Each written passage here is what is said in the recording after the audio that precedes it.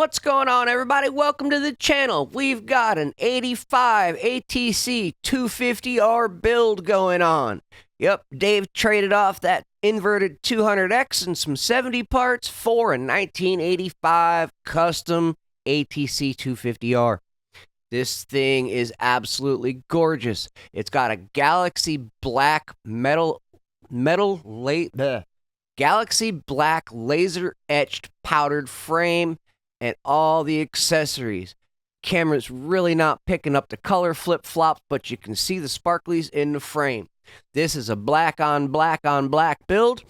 Absolutely gorgeous. It's got a BVC front hub, powder coat in the motor. Dave's been talking to me for a while. He said, what's the best way to do this? I said, rip it down, powder coat everything, put it all back together. In the process, we resealed the forks, filling those up with some Maxima fork oil.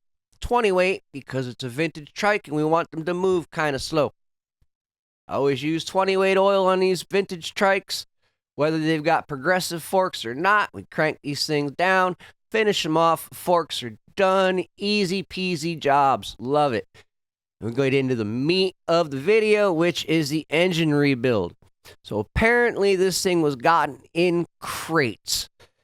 The frame was pretty much in boxes, all the pieces parts, so Dave and Jeremy assembled a roller, and they were questioning the engine. They wanted me to tear it down. They didn't understand why dude stopped at splitting the cases. Well, as we were taking the cases apart, we figured out probably why he stopped. The cases were stuck together. I had to add heat at the dowel points to knock them apart. They did come apart.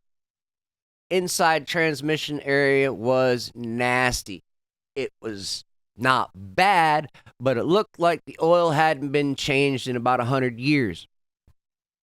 I don't know why people don't like changing the oil in their quads and trikes and dirt bikes and stuff like that. These things are very sensitive when it comes to oil quality. So when the oil quality starts going down, these motors start having issues, be it a 4-stroke or a 2-stroke. You can run into clutch issues regardless, so keep the oil fresh. We're changing the oil every race on Tony's race bikes. That's an hour's run time. On a normal use, if he's just out messing around with the bike, we'll change it roughly every 5 hours. If you guys say you ride 5 hours in a day, then change your oil when you're done riding. Clean your air filter, change your oil, new oil filter. Good to go. Maintenance on these things is critical. 2-strokes, I've had a lot of people say they don't like the 2-strokes because they keep blowing the motors up. Well, there's reasons that the motors blow up. These aren't designed to be run for hundreds of hours. If you look at the manuals from the 80s, these 2-strokes were designed to be rebuilt, the top end, every 20 hours. If you're not cracking the cylinder, replacing the piston and rings on every 20 hours and checking out the bearings in the crank and replacing the wrist pin bearing, that's all on you. Maintenance is key on these things. Yes, the rods will fail. Yes, the cranks will fail. That is the fun of the off-road racing industry. You run these things until they go kaboom. You rebuild them. You do it again. It's all part of the fun. So we're cracking into this thing. We're doing our little quick tips and tricks. No clutch holder. Just zip it off. Be done with it. Same with putting it back on. There's a lock nut. You make sure the washer's in good condition. You run the nut in with a little bit of pressure on the plates. Let the hammers hit on the impact. Fold that tab over on the lock washer. The nut's not going to come off. As long as you've got it on right, it shouldn't move. If you don't have it on right, that's not my fault. Inside of this motor, aside from looking kind of gnarly from not oil changing it, gears were all in good shape. Bushings and bearings were all in good shape. Everything looked really nice. So we turned around, we stuck everything in the oven, we powder coated everything, made it all nice and pretty, and reassembled the engine. Fun with powder coating. When you powder coat a frame and you powder coat an engine, you add thickness to the parts. These were not engineered to be powder coated. So therefore, when you go to drop the motor back in the frame, you may have fitment issues. It's going to be tight. You got to squeeze things in there, wiggle, pull, pry, do what you got to do to get stuff lined up so you can get bolts where they need to go. Just part of the fun. If you want to avoid that, you can take the powder off the parts that are going to be going into the frame. That is a choice. You still have the consideration of the powder that is on the frame, though. I would definitely not recommend grinding the powder off of the frame so that you can fit a motor in there, because that spot's going to rot first. A lot of these are going to be garage queens. I understand that. Buddies all get together and stare at the pretty three-wheeler sitting in the corner, drink beer. They fire it up every once in a while, go vroom vroom in the garage. Maybe if they have a really harebrained drunken moment, they might go up and down the road on it. But it's not like a lot of these builds are getting put back on the track. I've realized that.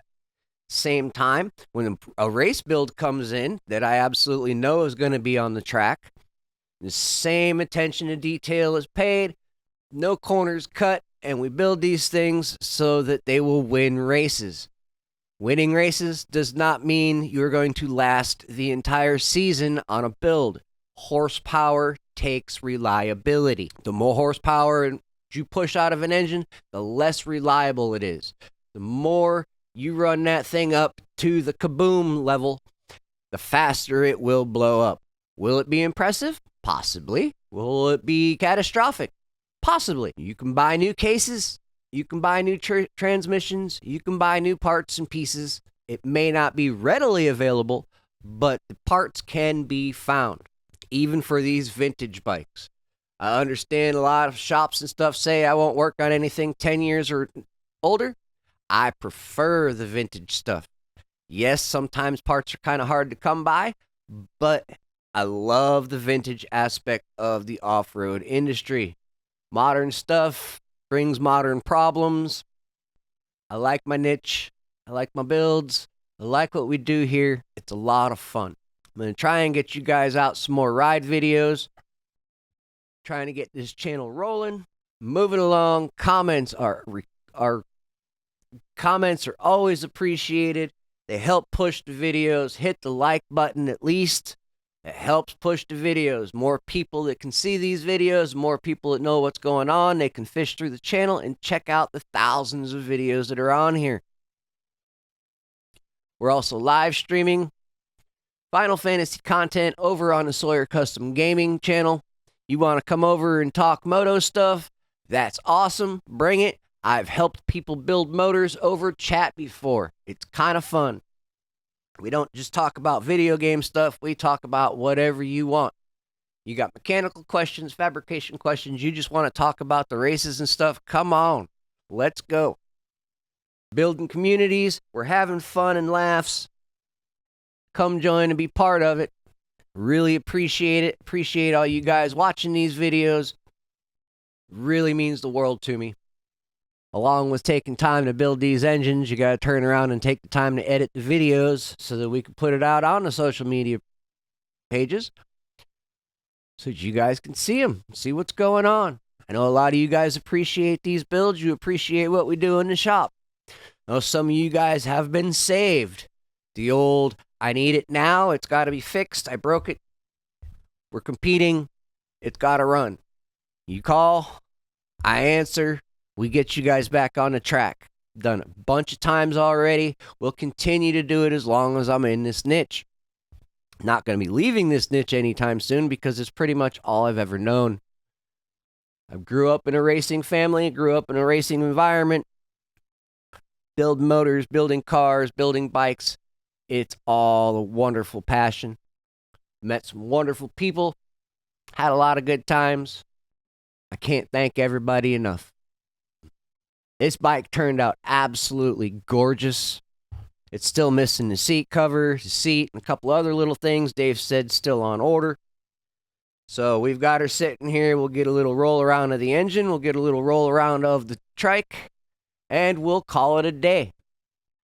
Fully assembled, this thing's going to be absolutely gorgeous. It's going to be a monster of a motor. It's not heavily ported, but I did go in there and clean things up a little bit. We'll see you guys in the next video. Like I said before, come hang out at the live streams. all different social medias are down in the description below. If you've got a Discord and you want to actually do a voice over IP chat, we can do that too. Discord link is down below. Don't have to sit there and type. You can actually physically talk if you've got a microphone that you can talk into. So I'll see you guys then. Y'all have a great day. I really appreciate it. Go check out the channel. Check out the other videos we've got. Throw comments down. Help push things along. I'll see you in the next one. Have a great day.